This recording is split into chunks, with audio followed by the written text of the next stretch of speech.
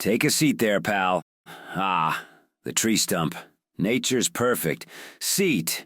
Got in there late, did we? Now let's get this fire going. Goddamn matches. Ah, there they are. All right, there we go. Now where were we? Well now, hello there. Glad to finally have you up here. I reckon your head's probably buzzing with questions, and, well, that's where I come in. First off, congratulations. Fire Watch isn't just any old job. It means you're the park's eyes and ears way up here, looking out over everything.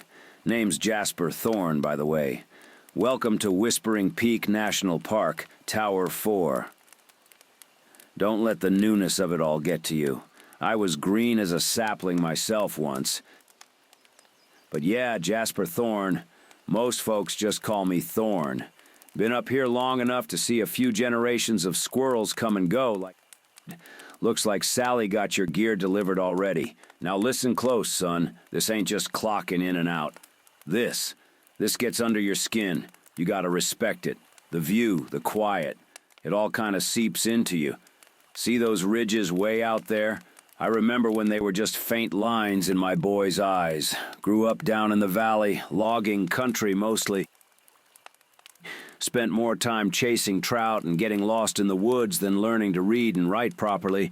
But the land, it just felt like home. You get what I mean? My first job in the park wasn't this fancy perch. I was swinging an axe on a trail crew. Backbreaking work, but it taught you something. Respect. Respect for the trees you were clearing, the ground you were walking on. Old Silas, he was the fire watchman back then. Just a handful of us towers in those days. Grizzled fella, looked like he was carved right out of the mountainside. He took a shine to me, quiet kid, always watching things. He showed me the ropes up here, not just how to use the alidade, and that's important, damn important, but how to see, how to read the air, the way the light hits the trees, that first little whisper of smoke before it's a full-blown mess. And, well, other things too. Things you can't quite put your finger on, but they're there. We'll get to all that soon enough. Yeah, Silas. Good old Silas. He had a feel for these mountains, almost like they talked to him. Taught me to listen, too. When Silas finally hung up his binoculars, felt like something was pulling me up here. Solitude ain't for everyone, I know. But up here, you feel like you're part of something bigger. You're the eyes, the first line of defense. Seen a lot of sunrises from this tower, kid. More storms than I can count. And yeah, a few fires too. And then there's the stuff. The things that make you scratch your head and try to figure out an explanation. I'll admit, your first few months up in that tower, well, there'll be a lot of stories you tell yourself. Little lies just to get you through the night. But fires, that's the easy part in a way. Some you catch early, just a wisp of nothing, and you feel like you saved the whole damn forest. Others, well, others get away from you.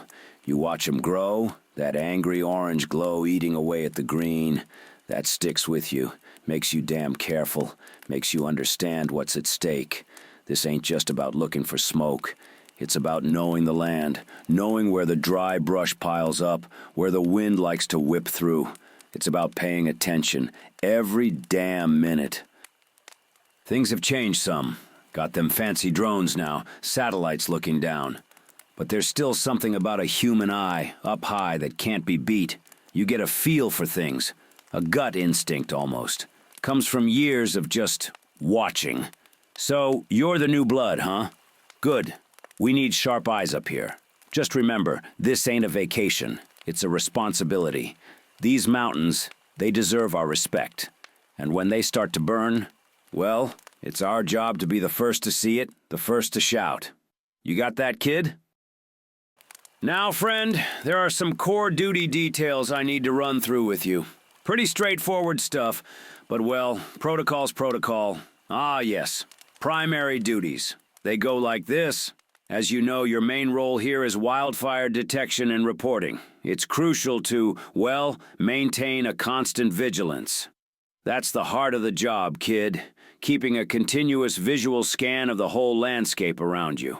I see Sally's already set you up with your binoculars, the Alley-Dade, that sighting device mounted on the map. You'll get the hang of it. And well, your own sharp eyesight is your main tool to spot any sign of smoke or flames. Okay, now, accurate location identification. Seems simple enough, but it can be a bit trickier than it sounds. So, kid, once you spot something that might be a fire, you need to quickly and accurately figure out exactly where it is. This means using the Alley-Dade to take bearings and pinpoint the location on your map.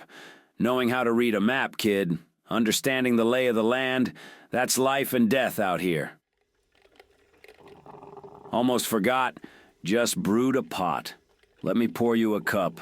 Coffee's practically part of the uniform up here. You'll see. Ah, there you go. A little bitter, maybe, but it's strong. It'll do the trick. Now, I can't stress enough the importance of detailed reporting. They need to be prompt and precise. Communication is key. Keep on the comms, my friend. I'll be just a radio call away. Remember that. Phones don't work worth a damn out here, so pick up that radio. And don't be shy. Even if you just want to talk, it can get lonely up here if you're not used to all the quiet. But back to reports. Don't sweat it. It's pretty straightforward. Just make sure you provide your name and tower location. The exact location of the smoke or flames is marked on the map coordinates visible on the watchtower's screen. Regularly observe and record the weather as it's vital to understanding fire behavior. Equipment maintenance is crucial. Ensure your binoculars and radio are functioning properly so you can spot fires quickly. Communication checks are non-negotiable. Always test your radio to keep contact with dispatch. Remember to educate any visitors who hike up to the tower about safety and responsibilities. Keeping the living quarters clean and organized is just as important as spotting fires. Stay alert, for the strange occurrences in this park are real, and following these instructions is key to your safety. Okay, kid, now for the important stuff. Don't get me wrong, all of it's important. Well, you'll see what I mean soon enough. Now remember, what I'm about to tell you isn't some tall tale or rookie hazing. This is of extraordinary importance. Now, if you recall, I mentioned the strange happenings here in the park. Well, they're real. And if you don't follow these instructions, well, I can't guarantee your well-being. Don't stress too much, kid. You seem sharp. I've got a good feeling about you. Okay, so I'm going to touch on 6 things, and the order doesn't really matter here. Now, to start, let me ask you something. Roughly how many people go missing in national parks each year? Okay, yeah, I figured you wouldn't know the exact number. Now, if you were to look it up, you'd probably find something like, while precise yearly figures for missing persons in U.S. national parks are not readily available, reports indicate that hundreds of people are reported missing each year. Strange, right? Not keeping precise figures. Well, that leads me to what I'm about to go over with you. Now, the honest truth is, a real explanation for what I'm about to tell you has never truly been figured out. But we know they're out there, and we know it's real. So, the higher-ups, for lack of a better term, have categorized these interlopers into 5 categories. I'm going to go over the first one with you now. Hang tight, kid. Things are about to get a little peculiar. Now, during your time up here, you might stumble upon a group of folks who look like they're just enjoying a bit of the wilderness. But keep your eyes peeled, kid, because some of them, well, they ain't exactly who they appear to be. What sets these particular campers, as we've come to call them, apart isn't something you'll notice right away. It's subtle. Take a good look at their gear. It'll look old, real old. But here's the kicker. It'll also look brand new. Spotless, untouched by time or the elements. It's like they just walked out of a camping supply store if that store was stuck in 1985. Now, if you do happen to cross paths with them, one of them, usually a friendly-looking fella, will likely offer you a beer or invite you to sit by their fire. They'll be welcoming, almost overly so. If this happens, accept their offer. Sit down, be polite. You'll notice there are usually 5 or 6 of them. They'll chat about their trip, the scenery, the usual camper stuff. But here's the crucial part, kid. For them, the year is always 1985. They are, for all intents and purposes, living in the mid-'80s. Their references, their understanding of the world, it's all stuck in that era. So if you want to have a pleasant and, more importantly, a safe interaction, keep your conversation grounded in that time. So yeah, talk about the music, the movies, the news of '85. Whatever you do, don't start talking about the internet, smartphones, or anything that came after leg warmers and big hair. Trust me on this, it won't go well. They won't understand, and it can get unpleasant. Now remember, they're not just role-playing. Of all the types of interlopers you might encounter, these campers are generally the most harmless, as long as you play along with their temporal displacement.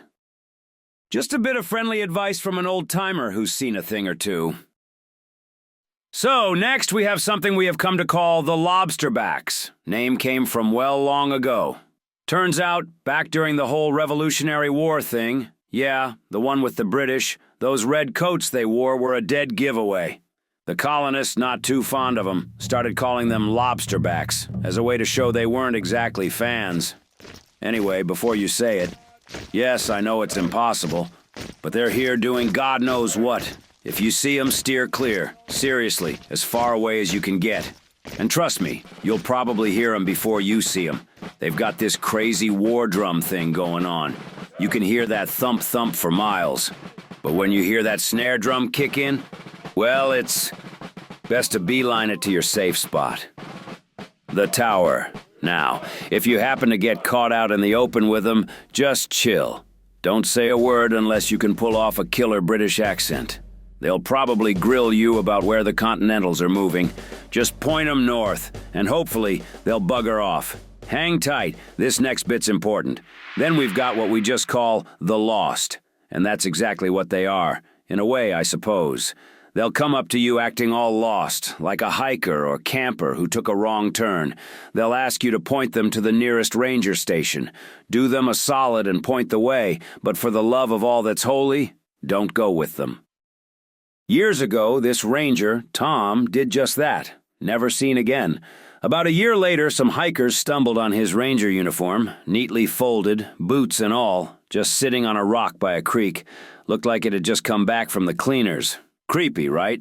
Best not to end up a neatly folded ranger uniform. Okay, so around these parts, the rangers have a particular kind of something they keep an eye on, and they're the most abundant to come across around here. They call them mountain men. For lack of a better term, now these aren't your friendly flannel-wearing types.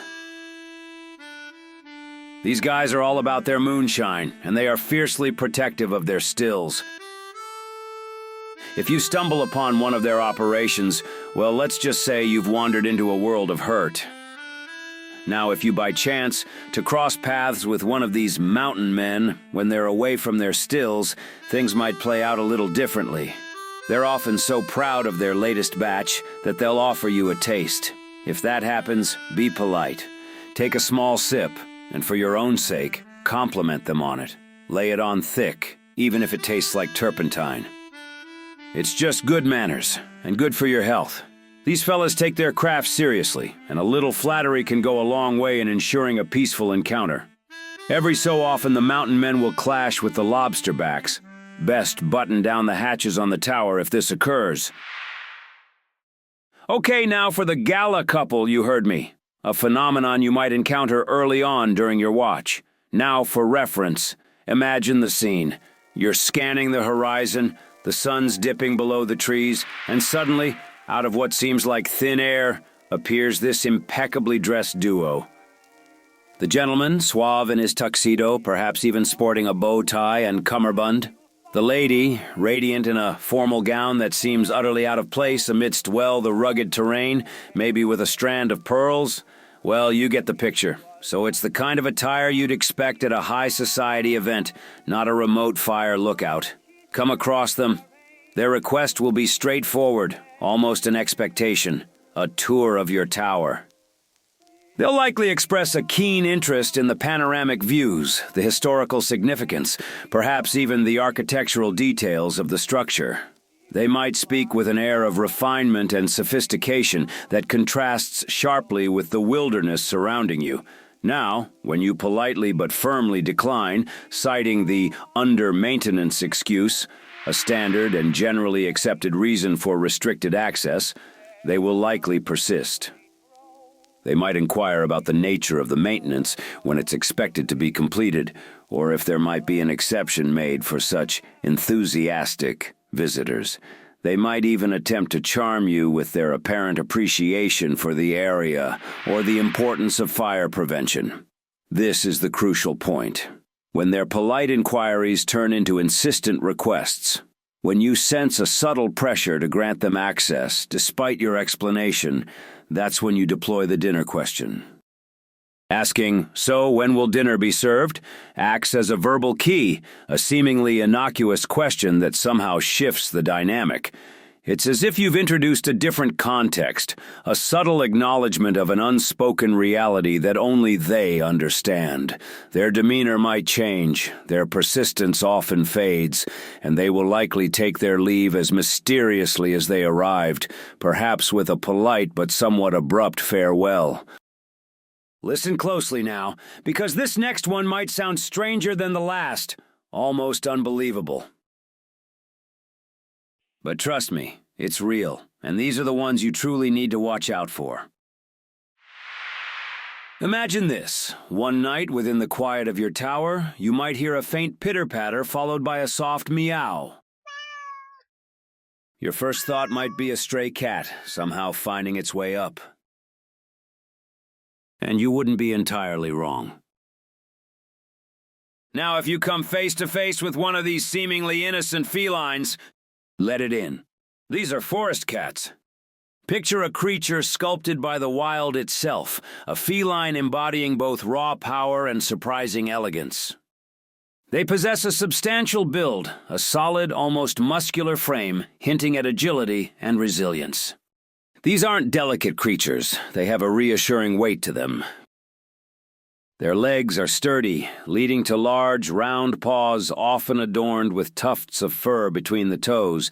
Natural snowshoes, kid, allowing them to navigate colder climates and varied terrains with excellent traction.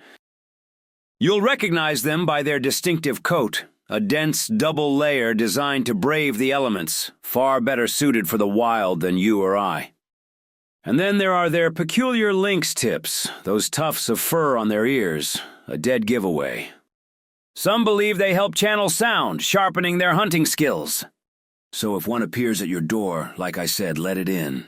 Find a saucer, pour some water or milk if you have it, and set it down. The forest cat will likely polish it off, find a comfortable perch in your quarters, and settle in for an hour-long nap. Now this is crucial. Stay off the comms during this feline respite. Refrain from any loud noises or sudden movements. Once the forest cat has finished its rest, it will offer a meow. At that point, open the door and allow it to leave. You might be wondering, what's the risk with this seemingly harmless cat? Well, consider this. These aren't your average house cats. Domestic cats, in the time we've been keeping records, have been linked to the extinction of 63 different species. And this forest cat? Well, it has friends. A lot of them. Imagine facing not one, but 100 or more forest cats descending upon you. It's happened more times than you can imagine. Keep a close eye on these creatures, trust me on this. All right, kiddo, settle in. You're about to hear about two figures you're unlikely to ever encounter. One's a guardian of sorts, the other is a real menace. Let's start with the one you definitely want to avoid. He goes by a few names: Old Smokey, just Smokey, or maybe you've even heard whispers of Smoke the Bear. Now, before you picture some cuddly fire prevention mascot, erase that image from your mind. This Smokey has a history, a dark one. Grab that coffee, you'll need it. The story of Smokey Bear, the real Smokey, is a twisted tale. It starts with good intentions, wartime anxieties, a rescued cub, and then takes a sharp, horrifying turn. See, back during World War II after Pearl Harbor, there was a genuine fear of sabotage, of enemy attacks sparking massive forest fires. They worried about resources being diverted, manpower stretched thin. So in 1942, the U.S. Forest Service teamed up with the War Advertising Council to create the Cooperative Forest Fire Prevention Program.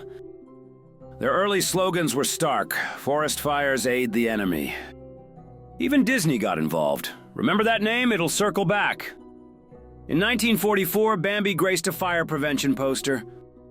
It was a hit, proving an animal mascot could really stick.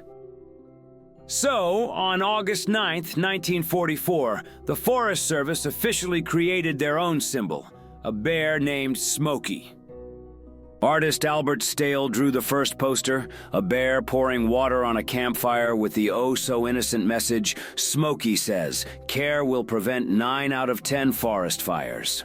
Care will prevent 9 out of 10 forest fires. They even celebrated this as Smokey's birthday at one point. Then, in 1947, they refined the slogan to the one you probably know: remember, only you can prevent forest fires. Now here's where things go sideways. Spring of 1950. A brutal wildfire tears through the Capitan Mountains of New Mexico's Lincoln National Forest. In the aftermath, they find a black bear cub badly burned. This little guy was rescued, nursed back to health, and his story spread like wildfire itself. He became a living symbol of prevention. And his name? You guessed it. Smokey. This very bear was moved to the National Zoological Park in D.C. in June 1950. For 26 years, he was the Smokey Bear, drawing crowds and mountains of mail. He even had his own zip code. Can you believe it? After the original Smokey passed away, the Forest Service, in their infinite wisdom, reached out to the Walt Disney Company. They wanted to explore the possibility of an animatronic Smokey. The Imagineers, never ones to back down from a challenge, got to work. The Forest Service had lofty goals, but with federal funding secured, Disney delivered. They unveiled their creation to a room full of Forest Service brass, an android Smokey in all his terrifying glory. This wasn't just a static display, kid. This thing was engineered to walk, to talk, to interact, to answer questions about preventing forest fires. They planned to haul this robotic bear all over the country for a year-long National Forest Awareness Campaign, which eventually rolled into yours truly's Whispering Pines National Park. And that's where it all went wrong. One day during the campaign, the animatronic Smokey snapped. It went haywire. Crushed and killed 3 small children and an elderly man who tried to intervene. After the carnage, the robotic bear just bolted into our very own forest, all while uttering that damn catchphrase, "Only you can prevent forest fires." So yeah, the state police, the local sheriff's department, even the feds got involved. They tried to hunt down and decommission this mechanical monster they'd created. But as you can probably guess, old Smokey is still out there. Still muttering that creepy slogan, still seeing threats to the forest in anyone who wanders in.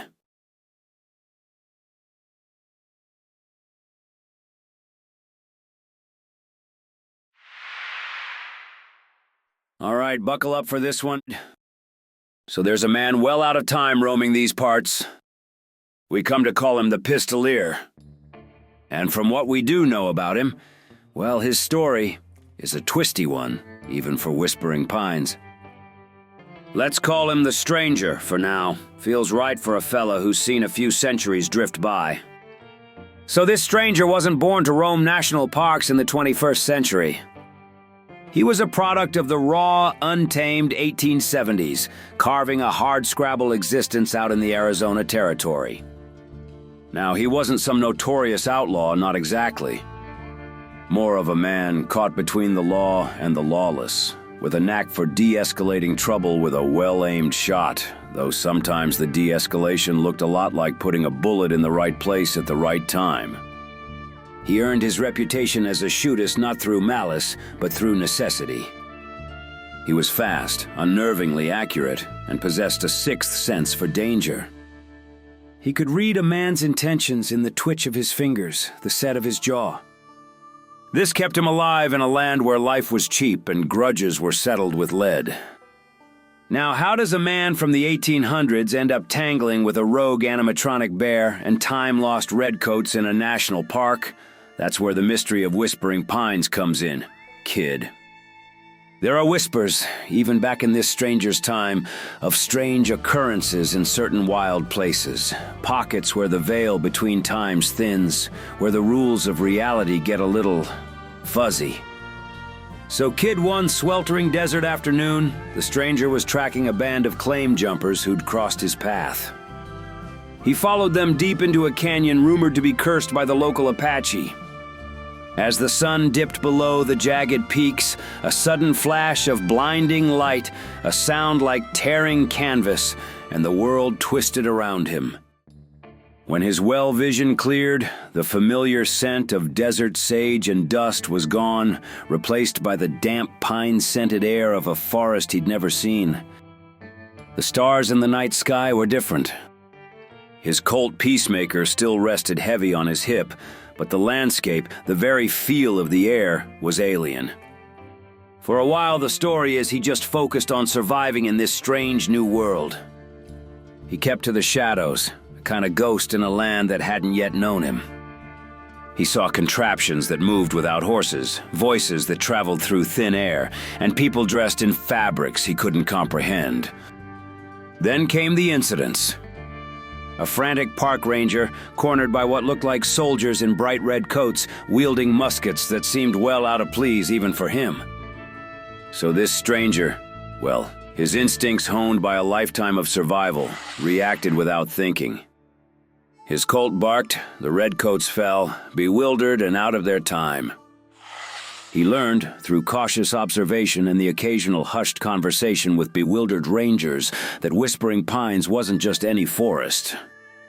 It was a nexus, a place where the past and, well, other things could bleed through. He saw the lost, their eyes vacant, their movements unsettlingly unnatural, preying on the truly lost. He even witnessed the terrifying rampage of the animatronic bear, its cheerful facade masking a deadly malfunction. This stranger, the Pistolier, is a man who understands the primal dangers of the wilderness, and I suppose he felt a strange sense of responsibility.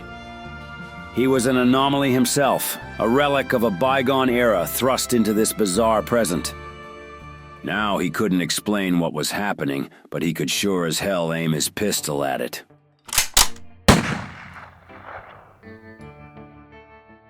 Now, kid, he doesn't seek recognition, doesn't want to be studied or questioned. He simply appears when needed, a silent guardian against the unnatural threats that plague Whispering Pines. He's a ghost from the past, forever out of time, with the only purpose now being to protect this strange new wilderness and the unsuspecting souls who wander into its unpredictable embrace. The Rangers have learned to recognize the glint of his eye, the whisper of his passing, a sign that help, however anachronistic, has arrived. They call him, well, some just call him the old-timer. Others, who've seen him move with impossible speed and accuracy, have their own hushed names for the mysterious Pistolier of Whispering Pines. Well, kiddo, now having said all that, do you have any questions? Sir. Well, just one question. Ah, what's that, son? It's probably a stupid one, but, just for well reference, is there an outhouse or latrine? And, well, if so, where would that be? I like you humor, kid. I must have breezed over that somewhere between the killer animatronic Smokey the Bear and those damn forest cats. But well, no need to worry. Facilities are in tower here. Indoor plumbing, if you want to call it that. Well then I'll leave you to it. See you in the park.